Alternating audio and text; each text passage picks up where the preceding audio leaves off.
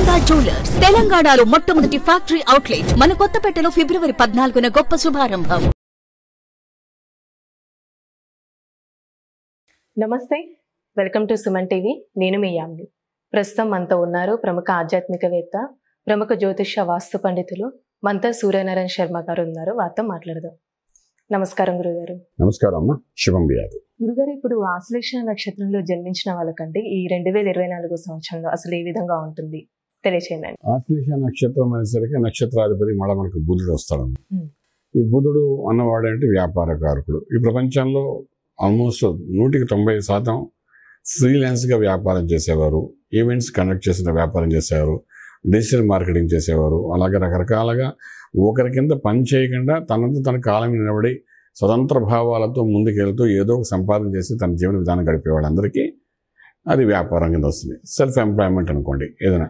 దానికి ఆధిపత్యం వహించేవాడు బుధుడు. అది పర్ఫెక్ట్గా అవ్వాలి అంటే బుధుడు యొక్క బలం ఉండాలి. సో ఈ ఆశ్లేష నక్షత్రం మీద ఎవరైతే జన్మించారో నక్షత్రాధిపతి బుధుడు కాబట్టి డెఫినెట్గా ఏంటంటే ఆ బుధుడి అంశానికి సంబంధించిన కొన్ని పనులు చేయడానికి ప్రయత్నం చేస్తారు. ఫర్ ఎగ్జాంపుల్ వాళ్ళు ఉద్యోగమే చేస్తున్నారు అనుకుందాం, కానీ సైడ్ నుండి ఇంకొక ఇన్కమ్ చేయాలని ఒక ఆలోచన, ఒక భావన కలుగుతూనే ఉంటుంది వాడికి ఎప్పుడైనా.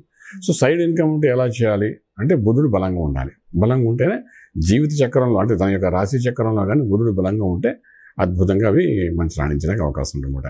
అయితే ఈ నక్షత్రం వాళ్ళకి ఏం జరిగింది ఈ సంవత్సరం అనేసరికి మనకు అష్టంలో శనీశ్వరుడు కూర్చున్నాడు. అలాగే భాగ్యంలో మనకు బుధుడు ఉన్నాడు. గోచారి ఇచ్చే సంవత్సరం క్యాలెండర్ తీస్తే శనీశ్వరుడు అష్టమ స్థానం నుండి సంవత్సరం అంతా కదలడు. అలాగే రాహువు కూడా 9 ఇంట్లో నుండి ఈ సంవత్సరం అంతా అక్కడే ఉంటాడు, కదలడు అక్కడ. అంటే అష్టమము అంటే ఆయుష్ స్థానం, 9 భాగ్యం, అదృష్ట స్థలం. అదృష్టం ఇచ్చే ప్రదేశంలో ఒక పాపగ్రహం కూర్చుంది, ఆయుష్ ఇచ్చే ప్రదేశంలో ఒక పాపగ్రహం కూర్చుంది. దాంతో ఈ ఫస్ట్ 5 నెలల్లో కూడా ఏంటంటే మనకు సప్తమంలో కూడా రవి, కుజుడు వీళ్ళందరూ కూడా ట్రాన్సిట్లోకి వస్తుంటారు అనమాట. సో ఈ రకంగా చూస్తుంటే ఆశ్లేష నక్షత్రం కర్కాట రాశి అయింది కాబట్టి మామూలుగా కర్కాట రాశి వాళ్ళందరికీ అష్టమ శని ప్రభావం ఉంది. కర్కాట రాశి అందరికీ ఉంది అని చెప్పడానికి మనకు కేసీఆర్ గారి ఎగ్జాంపుల్ కనబడుతుంది. ఆయన పుష్యమి నక్షత్రం ఉంది, ఆయన అష్టమ శనిలో అష్ట కష్టాలు పడ్డాలి కాబట్టి అందులో భాగంగా ఆయన కాలికి దెబ్బలు తగలడము, ఉన్న పదవి ఇదవ్వడము ఇవన్నీ మనం చూస్తూనే ఉన్నాము. ఇలాగే కర్కాట రాశిలో ఉన్న వాళ్ళందరికీ కూడా ఆ ఇంపాక్ట్ అది కనబడుతుంది, అష్టమ శని ప్రభావం కనిపిస్తుంది. ఎలా చేస్తున్నాయంటే ఆ వ్యక్తి చేసే వ్యాపార వ్యవహారం కానీ ఉద్యోగం కానీ ఏ ప్రొఫెషన్ ఉంటే ఆ ప్రొఫెషన్లోని ఒక బలహీనత చేయడము, ఆరోగ్య విషయంలో కూడా ఎప్పుడూ ఎక్స్పెక్ట్ చేయనంత విధంగా ఏదో ఒక ఆటంకం కలగడము. ఆటంకం ఏంటంటే రెగ్యులర్గా చేసే పనులు చేయనీయకుండా ఇబ్బంది పెట్టడం. ఈ రకంగా అష్టమ శని చేస్తాడు. ఇలా చేస్తూ కింద పైన పడి ఏదో కష్టపడి ఏదో సంపాదించాం, ఇంట్లో వాళ్ళందరికీ సాగు చేసుకుందాం, డబ్బు వస్తే బాగుంటుంది అనుకుంటే అదృష్ట బలది కూడా కలిసి రాదు. సేమ్ అంత కష్టపడితేనే ఒకప్పుడు కలిసి వచ్చే అంశాలు బోల్డ్ జరిగి ఉండొచ్చు వాళ్ళకి. చిన్న పని చేస్తేనే పాపులర్ అయిన వాళ్ళు ఉంటారు. కానీ ఏంటంటే ఇప్పుడున్న పరిస్థితుల్లో భాగ్యం అంటే సౌభాగ్యం, భాగ్యం అంటే లక్ ఇచ్చే ప్లేస్. భాగ్యం అంటే విదేశాలకు వెళ్ళి చదువుకోవడానికి కావాల్సిన ఉన్నత చదువులు ఇచ్చే ప్లేస్. భాగ్యస్థానం అంటే తండ్రి యొక్క స్థానం అంటారు. అలాగే భాగ్యం అంటే మన విద్యకు సంబంధించిన స్థానం కూడా అంటారు అన్నమాట. లక్ ఇచ్చే ప్లేస్ కూడా. అలాంటి ప్లేస్లో రాహు అనే గ్రహం కూర్చున్నాడు. ఈ కర్కాటక రాశి అందులో ఉన్న ఈ ఆశ్లేష నక్షత్రం కూడా అది వర్తిస్తుంది. ఓకే, సో ఈ భాగ్యస్థానంలో అక్కడ రాహు ఉండడం, అష్టంలో శని ఉండడము, వీళ్ళిద్దరు కదలకంటే సంవత్సరం అంతా ఉండడం. సో ఇవన్నీ ఎలా ఉంటుందంటే రాజ్యంలో మళ్ళీ చూసేసరికి గురుడు ఉన్నాడు. వీళ్ళకి గురుడు రాజ్యం బాగుంటుంది. అంటే నీకు ఒంట్లో బాగుండదు, నీకు లక్ ఫేవర్గా చేయదు, అయినా వ్యాపారం ఏదో నడుస్తుంది.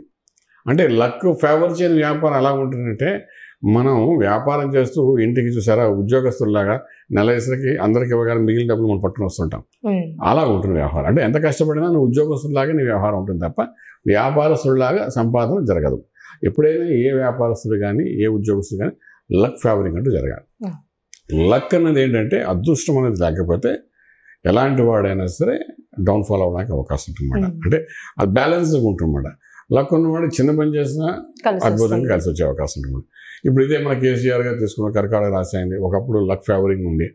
ఈ శనీశ్వర ప్రభావం, రాహు ప్రభావం లేనప్పుడు ఓ మ్యాజిక్ చేయగలిగాడు. రాహు మేషంలో ఉన్నప్పుడు, అలాగే శని మకరంలో ఉన్నప్పుడు ఓ మ్యాజిక్ చేయగలిగారు. ఎప్పుడు రాహు మారాడు, నవంబర్ 15 మారాడు, అక్కడ నుండి ఆయన మ్యాజిక్ పనిచేయలేదు. అలాగే అష్టమ శని ఏం చేశాడు, కష్టాలు పెట్టాలి కాబట్టి ఉన్న ఉద్యోగం చేసుకో, అది మనందరికీ తెలిసింది. అది కర్కాటక రాశి కాబట్టి చెప్తున్నాం. అందులో మీరు అడిగింది ఇప్పుడు ఆశ్లేష నక్షత్రం కాబట్టి వ్యాపారస్తుల గురించి మనం మాట్లాడుకోవాలి. నక్షత్రాధిపతి వాళ్ళ ఆలోచనలో ఒక వ్యాపారము, ఒక ఆర్థికమైన సోర్స్ ఆఫ్ ఇన్కమ్, రిసోర్సెస్ పెంచుకోవాలని ఒక మేధస్సుతో కూడింది, ఆలోచనతో కూడిన వ్యవహారాలు ఈ ఆశ్లేష నక్షత్రం వాళ్ళకి ఉంటుంది ఎప్పుడు. ఆ ఉన్న దాని మీద అటాక్ అవుతుందన్నమాట ఈ సంవత్సరం. ఎప్పుడైతే ఇలాగ అటాక్ అవుతున్న టైంలో ఒక శుభగ్రహం యొక్క దృష్టి కూడా వీళ్ళ మీద ఉండదు సంవత్సరం అంతా. అంటే గురుడు దృష్టి పడదు. సో ఎప్పుడైతే గురుడు దృష్టి లేదో ఆటోమేటిక్గా ఈ ఆలోచన అంతా బలహీనపడిపోతూ ఉంటాయి.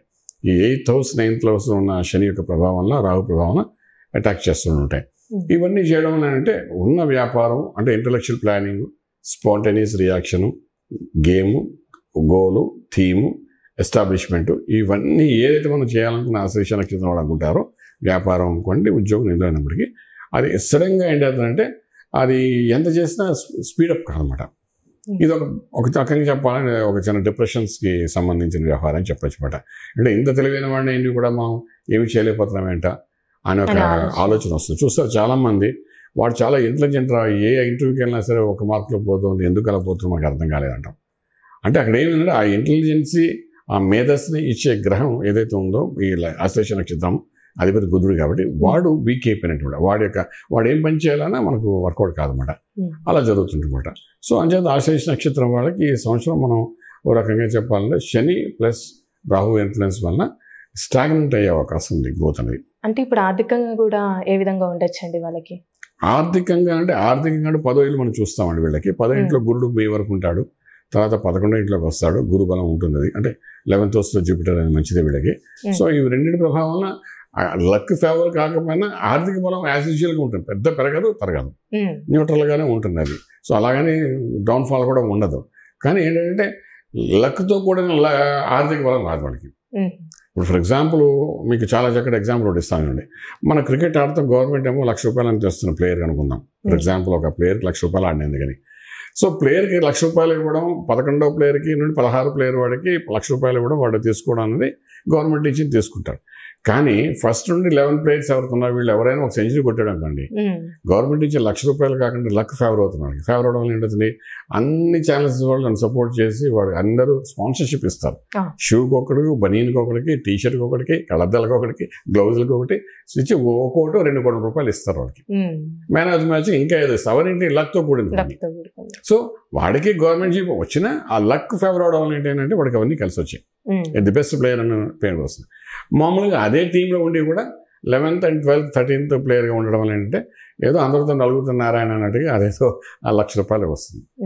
ఇట్ ఈస్ బెస్ట్ ఎగ్జాంపుల్ అనమాట. సో ఇవి ఆశ్లేష నక్షత్రం వాడికి ఏంటంటే రావాల్సిన ₹1,00,000 వచ్చేస్తుంది ఈ క్రికెట్ ప్లేయర్ లాగా. కానీ అందరితో కూడినట్టు ఏదో లక్ ఎక్స్పెక్ట్ చేస్తాం కదా, అది జరగదు ఈ సంవత్సరం వాడికి. అది చెప్పాలన్నమాట. అలానే ఈ నక్షత్రంలో జన్మించిన వాళ్ళకంటే ఎలాంటి రత్నం ధరిస్తే మంచిది, ఒకవేళ ధరిస్తే ఎలాంటి ఫలితం అనేది ఉంటుంది? రత్నం అన్నది ఒక పాజిటివ్ ఎనర్జీ అమ్మా. నేను ఇప్పుడే కాదు, నేను లాస్ట్ 20 years చెప్తున్న విషయమే. ది బెస్ట్ ఈజ్ రత్నం. ఒక మంత్రం చేసినా, ఒక హోమం చేసినా, ఒక యజ్ఞం చేసినా అది శరీరంలో ఉన్న మనసులో ఉన్న దోషాలను నివృత్తి చేస్తుంది. అలాగే ఒక రత్నం చేస్తానంటే ఒక యోగాన్ని తీసుకొస్తుంది. ఆశ్లేష నక్షత్రానికి అధిపతి బుధుడు ఉన్నాం కాబట్టి ఆ బుధుడికి సంబంధించిన పచ్చ పెట్టుకోమని చెప్తాము. పచ్చ అనేది ఎప్పుడు చిటికి వేలు పెట్టుకోమంటాము. అది చిటికి వేలు పెట్టుకుంటే ఇది బుధుడు ప్రదేశం అంటామన్నమాట. ఇక్కడ నేను పెట్టిన కదండి ఇలాగా చిన్న ముక్క, అలాగే ఒక పచ్చ ముక్క పెట్టుకోమని చెప్తామన్నమాట. ఈ పచ్చ అంటే ఆ అబ్బాయి యొక్క జాతకాన్ని బట్టి, డేట్ ఆఫ్ బర్త్ని బట్టి, ఇప్పుడున్న వయసును బట్టి, వాడికి ఉన్న సమస్యలు బట్టి, దశలు అంతర్దశలు దృష్టిలో పెట్టుకుని ఆశ్లేష నక్షత్రం వాళ్ళకి ఒక బేసిక్ ఒక బుధుడికి సంబంధించి పచ్చ పెట్టుకోవాలని అంటుంటామన్నమాట. ఎప్పుడు పెట్టుకోవాలనుకుంటామంటే ఇలాంటి లక్ ఫేవరింగ్ అవన్నప్పుడు, ఇప్పుడు మనం ఈ సంవత్సరం ఎలాగైతే 8th house 9th house బాగాలేదో, ఎందుకు లేదా ఒక పచ్చ పెట్టుకోరా, పచ్చ పెట్టుకుంటే ఏదైనా లక్ ఫేవర్ అవుతుంది. ఒక యోగంలో వెళ్ళి కూర్చుంటాం, ఎంత హార్డ్ వర్క్ చేసినా పని అవ్వట్లేదు, సరే పెట్టుకోరా అని చెప్తూ దానికి సంబంధించి మంత్రం గురించి చదవమని చెప్తామన్నమాట. సో బుధుడికి సంబంధించిన పచ్చ అది 4 carats 5 carats 6 9 it again depends on the is kundali అన్నమాట.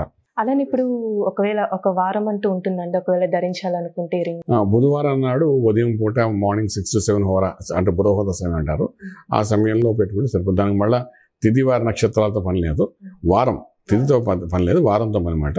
బుధవారం నాడు అయితే ఉదయాన్నే 6 to 7 బుధవార సమయం ఉంటుంది. ఉదయం లేవడం, స్నానం చేసుకున్న తర్వాత చక్కగా ఆ టైంలో దాంతో పాలతో అభిషేకం చేసేసి అది పెట్టుకోవడం. దానికి సంబంధించిన మంత్రం ఉంటుంది, అనుష్ఠాన మంత్రాలు ఉంటాయి గ్రహాలకు సంబంధించిన. బుధ గ్రహానికి సంబంధించిన మంత్రం ఏదైతే ఉంటుందో అది ఒక 100 నిమిషాలు చదువుకోవడం, పెట్టుకున్న తర్వాత అలా చేసుకుంటే అది ఎస్టాబ్లిష్ అయిపోతుంది అనమాట.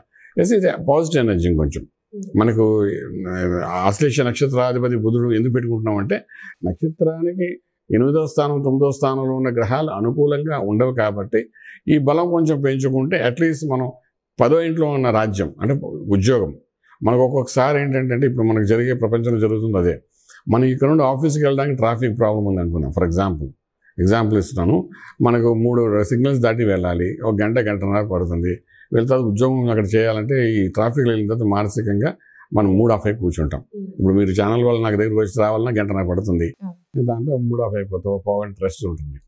ఇప్పుడు ఏమైపోయింది, ఈ యొక్క కోవిడ్ పుణ్యం అని చెప్పి ఆన్లైన్లోనే ఉద్యోగాలు చేసుకోవడం అలవాటు అయిపోయింది. సో డైరెక్ట్ 10,000 ఇంటి దగ్గర కూర్చొని చేస్తున్నాడు వాడు. అంటే మధ్యలో జర్నీ చేయకుండా 10,000 ప్రొఫెషనల్ ప్లేస్ వెళ్ళి ఆ పని అంతా ఇంట్లో కూర్చొని చేసేస్తున్నాడు కంప్యూటర్ మీద కూర్చొని. అలాగేంటంటే ఈ పచ్చ పెట్టుకోవడం వలన ఈ మధ్యలో ఉన్న ట్రాన్సిట్లో ఉన్న సమస్యలు ఉన్నాయి కదా, 8 and 9,000 యొక్క ప్రభావం ఏందో అది బలహీనపడుతూ 10,000 బలోపేతం చేస్తున్నాడు. అంటే నీ ఉద్యోగానికి ఏం ప్రాబ్లం లేకుండా ఇంకేదో సోర్స్ ఆఫ్ ఇన్కమ్ రావడం, కొంత లక్ ఫేవరింగ్ అవ్వడం, ఇవన్నీ జరుగుతుంటాయి. అలా చేసుకుంటే కూడా డెఫినెట్గా సక్సెస్ ఉంటుంది. ఏదైనా జాతక రీత్యా ఆశ్లేష నక్షత్రానికి కొంచెం బలహీనం ఉన్నది కాబట్టి ఇది ఒక 20% పెంచడానికి అవకాశం ఉంటుంది. చాలా చక్కగా తెలియజేశారు గురుగారు, ధన్యవాదాలు. శుభం.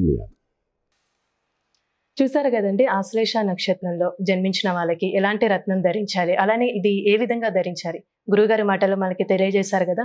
అలానే మీరు గురుగారిని సంప్రదించాలనుకుంటే స్క్రీన్ మీద కనిపిస్తున్న నెంబర్కి కాల్ చేసి గురుగారి అపాయింట్మెంట్ అనేది తీసుకోవచ్చు.